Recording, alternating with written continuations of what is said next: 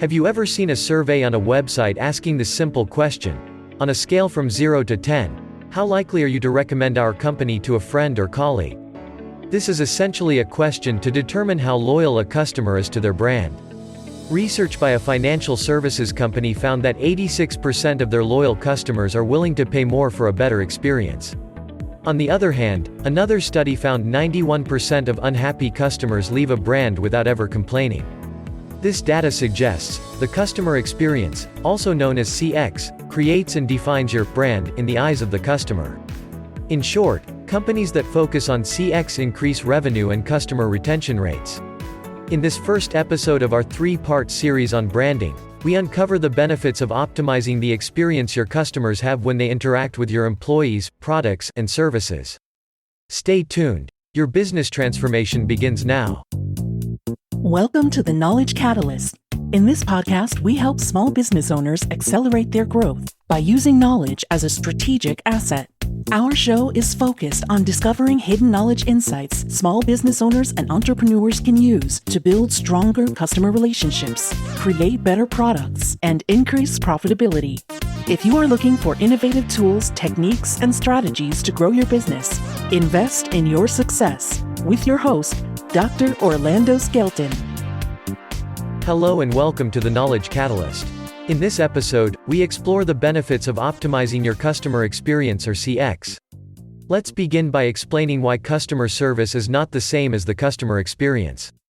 Customer service is only one part of the total experience your customer has with your business. For example, you may have a major appliance with a problem that needs repair. So, naturally, you call the customer service department for assistance. The employee on the telephone is pleasant, helpful, and knowledgeable about your situation.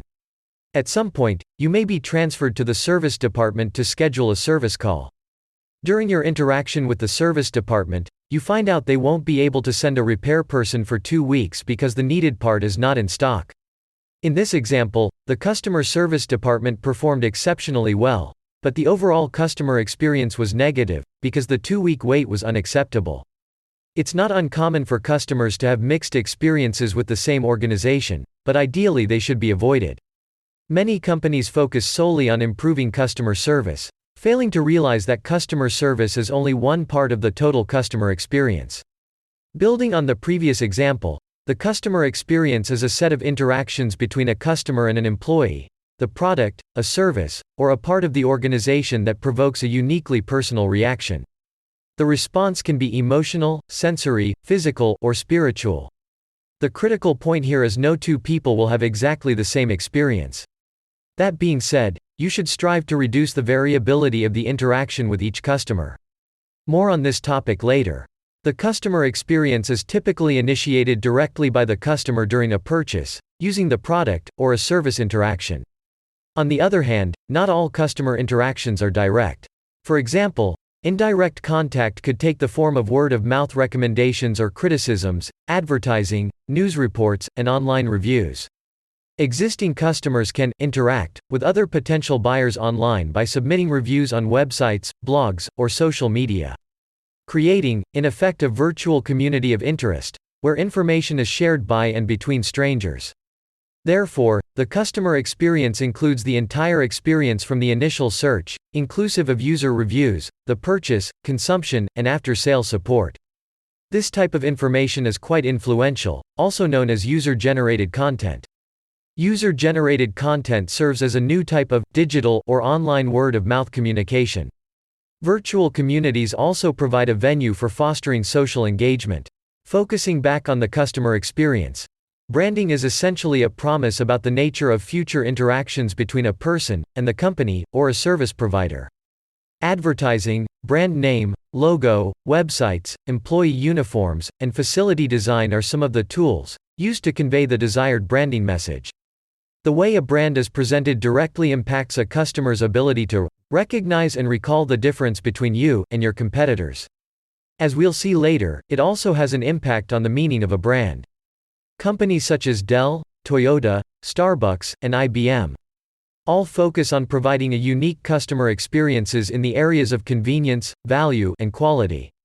Furthermore, a recent study identified the customer experience as a critical factor for businesses to build customer loyalty.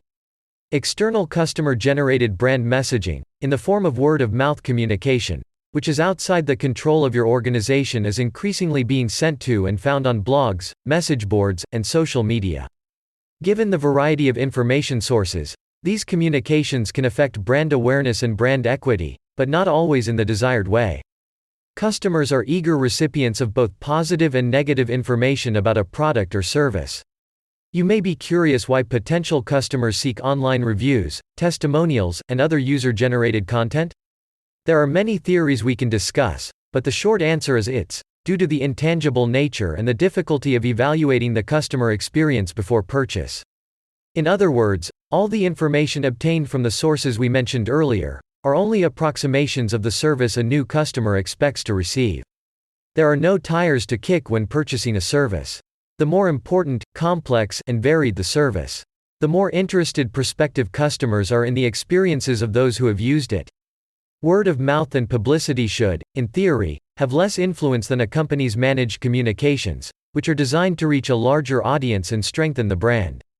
Non-customer perceptions of a company are influenced by what the company does and what others say. On the other hand, customers can rely on their actual interactions with the company. As an example, a firm with good intentions invests in creating a positive experience for their customers. However, an authentic experience or feeling cannot be controlled by the organization, irrespective of the brand message. I know that example was a little confusing to follow, so let me clarify. Basically, it's easier for an organization to control the brand messaging they send to customers than it is to regulate how customers feel after engaging with the organization. If external facts and personal experience conflict, the experience-based views of the customer will always win. Nothing beats the customer experience when it comes to developing brand meaning. While advertising can play a vital role in branding, such as raising brand awareness, even the most sophisticated advertising campaign can't fix lousy services. Recent estimates indicate that $62 billion are lost every year due to awful customer service. As mentioned at the top of the show, 91% of dissatisfied customers leave a brand without complaining. Common reasons for customer loss are 1. A difficult purchasing process. 2. Waiting too long on hold or in line. 3. Ignoring customer feedback, and 4. A negative experience with customer service. Both brand awareness and brand meaning impact brand equity for experienced customers, but not in the same way. The meaning of a brand has a more significant impact.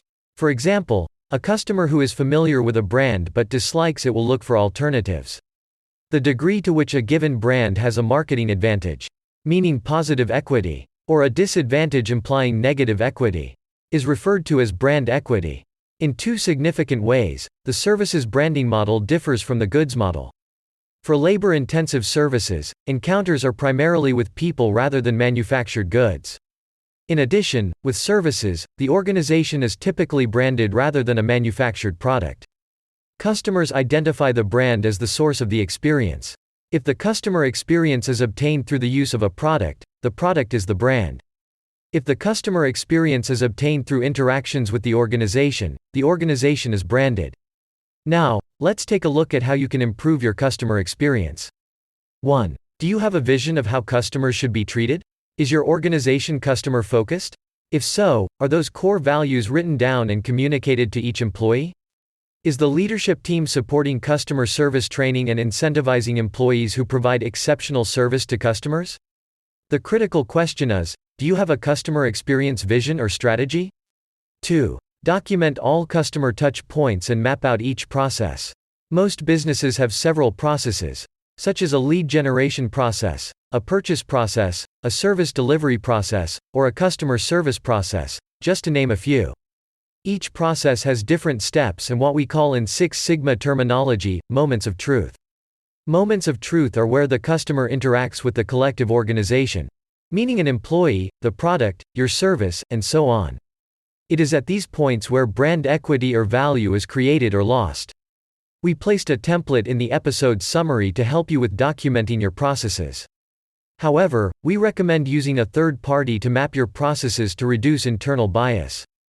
3. Seek customer feedback at each touchpoint and for the overall customer experience. Use every channel you can to obtain this data.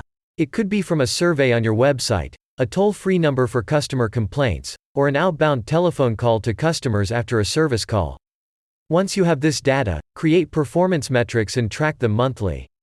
4. Optimize the entire customer journey.